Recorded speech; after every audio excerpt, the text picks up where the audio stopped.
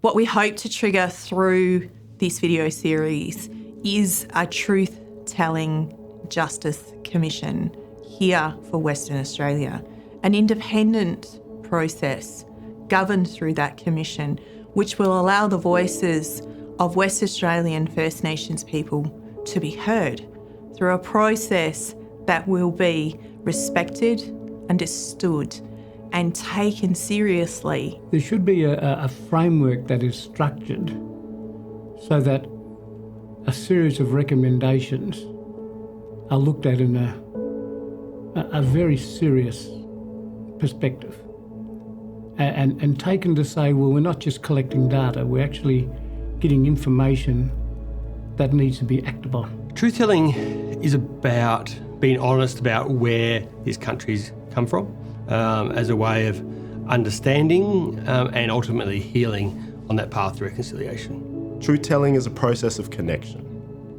Connection is a process where you do the small things, where you show up in respect. Truth-telling is just telling the actual history of this country.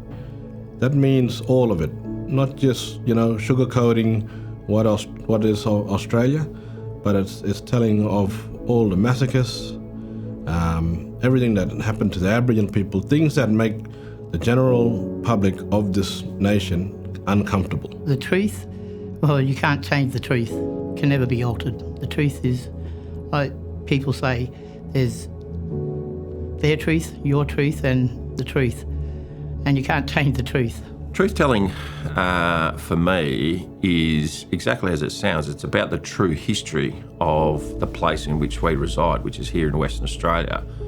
When I grew up, I got a very one-sided colonial account of the history of this place. Truth-telling really needs to start in the education system. There's still quite a lot of kids that have no idea what have happened to our people. It's also a way for children to understand, have an understanding, and hopefully the education department be able to have an understanding of telling the truth in our schools so that children and communities can heal. Helping others to understand the legacy and responsibility that I have for my children and for other generations, for what my children have for future generations. I'm part of the stolen gen, so it took me 6 years to find my family.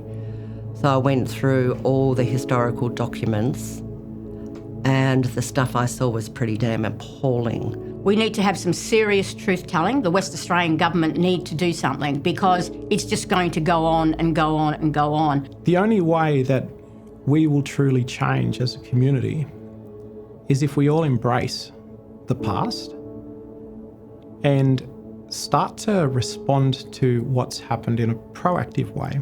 How do we preserve that with truth? How do we protect that?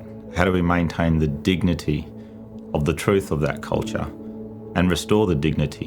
What we did was absolutely dreadful, and we acknowledge it.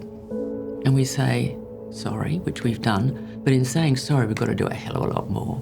And that's what I've been batting for all these years, of just trying to get Aboriginal people in control of their own health services, their own mental health services, their own justice services, their child protection services, and their education services and disability. Because if you have Aboriginal people in control, it works. There's an amazing opportunity for us to do that alongside the voice and ultimately going towards treaty. And I hope here in Western Australia we can step up and actually do that now. Now is the important time for anything to happen because it's under your watch. You cannot say we'll do this in the future, we'll do this in the past, because now is now. It is important that in 2023, as we head towards a federal referendum on the voice to Parliament, we also require processes here in Western Australia that allow us to have truth-telling and treaty making.